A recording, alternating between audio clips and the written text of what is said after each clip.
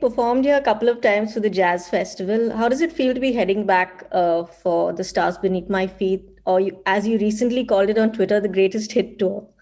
I'm really looking forward to it. I mean, I've played in Dubai a handful of times at the jazz festival, and it was always really a surprise to me how much fun I had.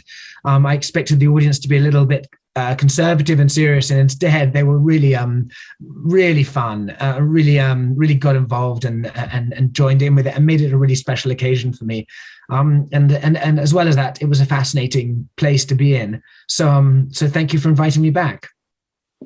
And do you plan on staying long? What are you looking forward to most in Dubai? Sadly, I'm only in for a day, but I've got a couple of things to look forward to. I have some friends who live there. I also have some family who are based out there at the moment. So we're all going to get together. But you know what? I haven't been playing much live music for the last couple of years. So to get back together with my band and to be able to play live will be great fun. And James, the Stars Beneath My Feet spans 17 years of your career. So why did you decide to release a greatest hits album? Well, for me, I'd done 6 albums, and that was the end of my record deal. At the same time, we had a pandemic, so my tour was cancelled halfway through and I was sent home. And there I was twiddling my thumbs, kind of reflecting on what had gone on, and started pulling out my favorite songs that I'd written and recorded. Not only just the studio versions, but the best recordings and performances. And at the same time, my record label called up and said, "Hey, your record deal's over." And while for a moment I thought I was being fired, they said, "No, now maybe a good time to put out a greatest hits." And I said, that's fantastic, particularly if I can curate it, because I know where my best recordings are and I know where my best performances were. And if I can really make something special, then I think it'd be worth doing. And they were really up for that. So I'm really proud of being able to do that, and proud of all the songs that I've got there. That they're the ones that I wished I had, captured in the very first place, maybe. So it makes great sense. And the good news for me is my record label just signed me up to a new deal. So I'm still in with the job. Excellent. And it also has 4 new songs, including Love Under Pressure, which is great. I love the video. So when were these new songs written and what inspired them? I wrote these songs during the pandemic, and I was just writing with a view to potentially making another album.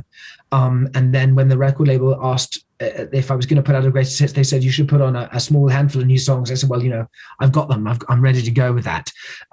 Some of these songs I've been writing for a long time. In fact, I finished them in lockdown. Love Under Pressure, I had the piano part for 12 years, and I hadn't quite found a place for it. And it wasn't until I was in lockdown on a Zoom call with a guy called Jack Savaretti that I played it to him, and he said, "Hey, I know where we can go with that." That it suddenly blossomed. And James, from being an army man to becoming a world-renowned pop star, it's no doubt been an interesting and unique creative journey for you. But what was that moment when you decided that music was something you wanted to do full-time? I was 14 when I decided I was going to be a full-time musician.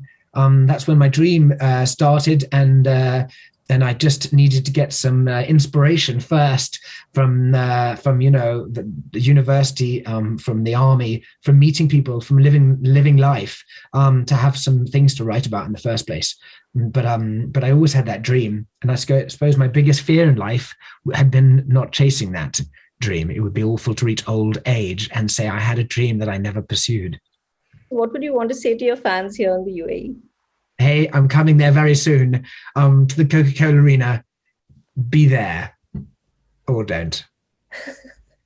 Thanks a lot, James. It's been a pleasure. Thank you. It was such a nice time to talk to you. Thank you. See you soon. See you. Bye.